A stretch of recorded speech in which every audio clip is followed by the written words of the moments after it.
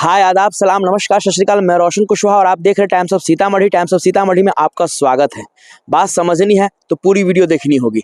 जी हाँ, मैं बात कर रहा हूँ बिहार की राजनीति की। बिहार की राजनीति में इतनी हलचल तेज है कि भैया कब कांग्रेस आरजेडी से अलग हो जाए कोई नहीं जानता, क्योंकि जो खबर आ रही है, जो एएमएम के बिहार के बड़े नेता ने एक खबर दिया है, वो खबर ये है जो वाकई में आप लोग भी सुनेंगे तो कहेंगे कि नहीं यार, वाकई में ऐसा होना चाहिए।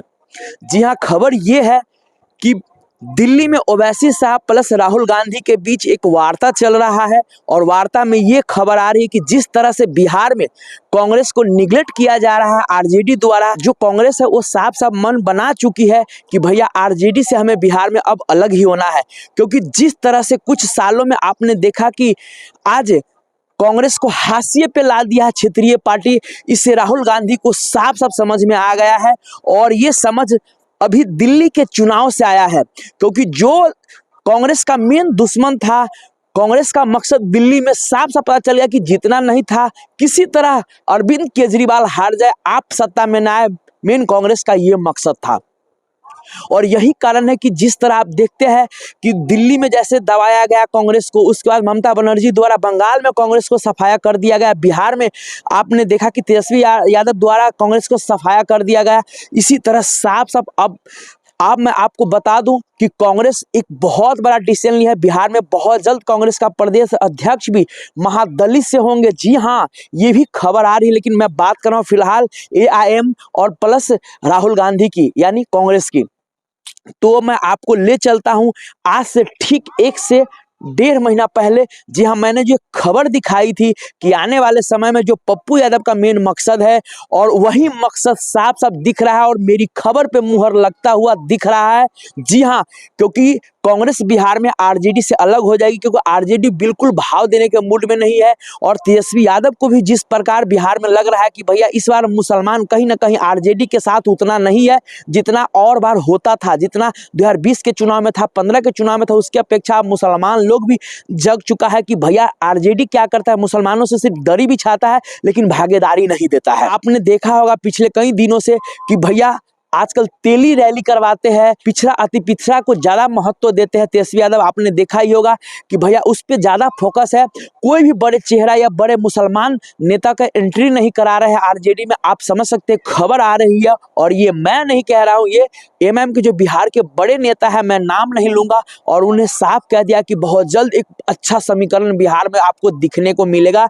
जी हाँ, और वो है कांग्रेस प्लस एएमएम। और वही वार्ता अभी दिल्ली में ओवैसी साहब के साथ कांग्रेस का चल रहा है, और फाइनली देखिए आने वाले दिनों में आपको पता चल ही जाएगा। और जैसे आरजेडी से कांग्रेस अलग होती है तो फिर उनका एक नया चेहरा आप समझ सकते हैं, उनके साथ एएसपी, उसके बाद हो सकता है इन फ्यूचर, जैसे अगर कांग्रेस आरजेडी से अलग होगी तो हो सकता है मुकेश सहनी भी इनके साथ, और भी कहीं वाम दल भी आएगा, क्योंकि वाम दल भी इन दिनों नाराज चल रहा है महागठबंधन से। आप समझ रहे हैं। थोड़ा सा मैं आंकड़ा पर आपको लेके चलूं, मैं आपको दिखा दूं सीमांचल की। जी हाँ, सीमांचल में जिस प्रकार 2020 के विधानसभा चुनाव में आरजेडी सफाया हो गया, सीमांचल में टोटल 4 जिला आता है।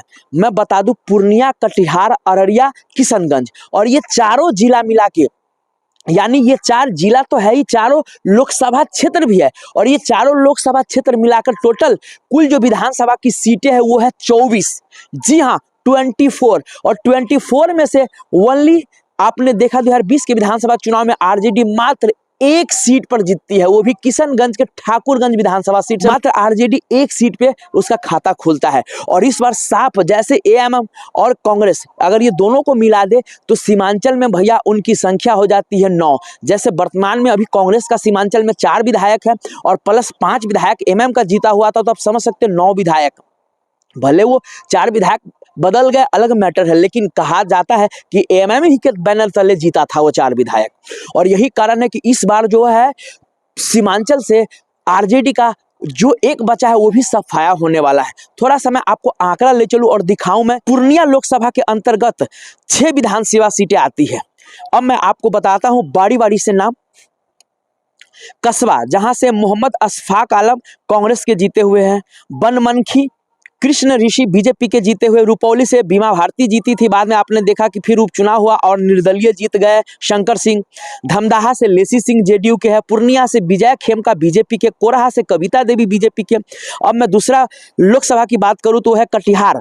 कटिहार लोकसभा के अंतर्गत आने वाले 6 विधानसभा सीटें हैं, वो है कटिहार, जहां से तारकिशोर प्रसाद बीजेपी के जीते हुए हैं, कदवा से शकील अहमद खान कांग्रेस के जीते हुए हैं, बलरामपुर से महमूद आलम सीपीआई एमएल के जीते हुए हैं, वहीं प्राणपुर से निशा सिंह बीजेपी के जीती हुई है, मनिहारी से मनोहर प्रसाद सिंह बीजेपी के, बरारी से विजय सिंह जेडीयू के। अब मैं बात करूं अररिया लोकसभा के अंतर्गत आने वाले 6 विधानसभा सीटें की, तो नरपतगंज से जयप्रकाश यादव बीजेपी के, रानीगंज से अचमित ऋषिदेव जेडीयू से।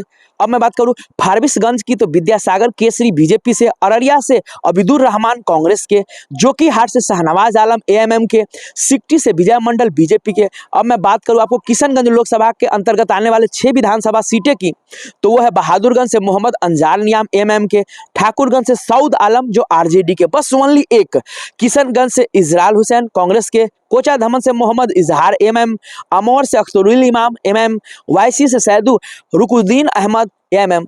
तो आपने देखा ये टोटल 24 विधानसभा सीटें हैं और 24 विधानसभा सीटें में महज आरजेडी एक सीटें ही जीत पाती है, जबकि मैं आपको बता दूं सीमांचल में टोटल आरजेडी 2020 के विधानसभा चुनाव में 18 सीटें पे लड़ी थी और 18 सीट में से सिर्फ हासिल होता है आरजेडी को तो एक सीट। इसी से कहीं ना कहीं और तेजस्वी यादव के जो मन में बेचैनी है, खलबली है, वो भैया आ रहा है और उससे परेशानी तेजस्वी यादव की बढ़ रही है।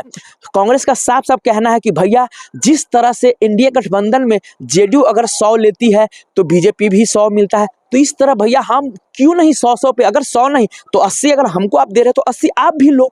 साफ कहना है कांग्रेस का, लेकिन नहीं, आरजेडी ज्यादा चाहिए आरजेडी को, कांग्रेस को कम चाहिए। ये कहाँ का इंसाफ है, आप समझ सकते हो। और इस बार जिस तरह से जो कांग्रेस का परफॉर्मेंस रहा मिथिलांचल में, उस हिसाब से तो इस बार आरजेडी जो है, जो 70 सीट 2020 के विधानसभा चुनाव में दिया था, अब आरजेडी उस 70 के मूड में बिल्कुल नहीं है। कहा जा रहा है सूत्रों के हवाले से कि आरजेडी 30 से 35 सीट देने के मूड में है सिर्फ कांग्रेस को, और इसीलिए कांग्रेस के जो राहुल गांधी आपने देखा अभी हाल ही फिलहाल में 2 बार बिहार का दौरा हो चुका है, क्योंकि साफ मैं आपको एक गणित समझा रहा हूं, क्योंकि जैसे कांग्रेस का मेन फोकस है दलित महादलित, और सेम जो है आप देख रहे हैं कि दलित महादलित और प्लस मुसलमानों की बात एआईएमएम भी करती है। ऐसे ही बिहार में अगर गठबंधन होता है कांग्रेस और एआईएमएम, जैसे ही महादलित दलित कांग्रेस के साथ आता है और मुसलमान एआईएमएम के साथ आते हैं, फिर इसका कम्युनिकेशन आप समझ सकते हैं। और फिर इसके बाद जो होगा एएमएम और कांग्रेस की जो गठबंधन होगी, उसके विधायक के बिना बिहार में किसी की सरकार नहीं बनेगी। अगर ये दोनों गठबंधन में आ जाते हैं और कुछ दल और भी शामिल होंगे जैसा लग रहा है, तो भैया बिहार में वाकई में इस बार बिना एआईएमएम और कांग्रेस के सरकार नहीं बनेगी। ये सच्चाई है, क्योंकि लोग नीतीश कुमार से परेशान हो चुके हैं, भाजपा से परेशान हो चुके हैं, और प्लस आरजेडी से भी लोग कहीं ना कहीं परेशान हैं। तरह से आप देख रहे हैं कि 2020 की अपेक्षा 2025 में ओवैसी साहब का जो बिहार में कारवा बढ़ा है, इससे साफ साफ जो विरोधी है जेडीयू है आरजेडी है, इसमें साफ साफ दिख रहा है बेचैनी परेशानी कहीं ना कहीं। जी हाँ, विशेष इस पे अब आप लोगों का क्या कहना है, सो प्लीज आप लोग कमेंट करके जरूर बताइएगा। तब तक के लिए बाय बाय, टेक केयर, देखते रहिए टाइम्स ऑफ सीतामढ़ी।